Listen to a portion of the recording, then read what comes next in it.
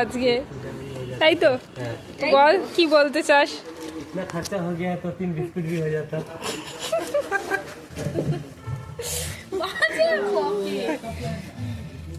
Hello সবাইকে, নতুন একটা ব্লগে সবাইকে ওয়েলকাম। আজকের দিনটা হচ্ছে আমার খাবার দিন। আমি সারাদিন প্রচুর খেয়েছি। সকালবেলা হঠাৎ করে উঠেই বোন বললো চ ঘুরতে যাই, একটু ডাললাপড়ি যাই, খেয়ে আসি। তো সকালবেলা আমরা বেরিয়ে গেছিলাম ব্রেকফাস্ট করতে।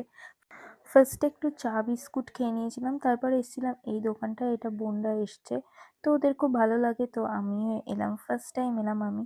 তো এখান থেকে আমরা অর্ডার দিয়েছিলাম প্রথমে হচ্ছে একটা চিকেন স্যান্ডউইচ, তারপর আমরা নিয়েছিলাম হচ্ছে সামোসা, আর তারপর নিয়েছিলাম হচ্ছে আলুর পরোটা। আজকে আমার আইবুড়ো ভাত খেতে যাওয়ার আছে, কিন্তু তারপরেও আমি সকালবেলা বউগ্রাসে এত কিছু গিলেছি, কিন্তু সকালবেলা বেরিয়েছিলাম বলে আমার মাথাটা ব্যথা করছিল।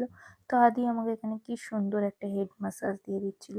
তারপরে এই যে আমাদের খাবার চলে এসছে, প্রথম আইটেম স্যান্ডউইচ, যেটা খেতে কিন্তু বেশ ভালো ছিল, আমাদের তিনজনেরই খুব ভালো লেগেছে। এরপর আমাদের চলে এসেছিলো সামোসা। সামোসা আমি খাই না, মানে সিঙ্গারা আমি খুব একটা ভালোবাসি না, খাইও না, কিন্তু বেশ ভালো ছিল। তো আমাদের এত ভালো লেগেছিলো বলে আমরা আর একটা অর্ডার দিয়েছিলাম। আর আলুর পরোটা তো খুবই ভালো ছিল। এরপর আমরা চলে এসেছিলাম যেখানে আজকে আমার নেমন্তন্ন ছিল সেখানে।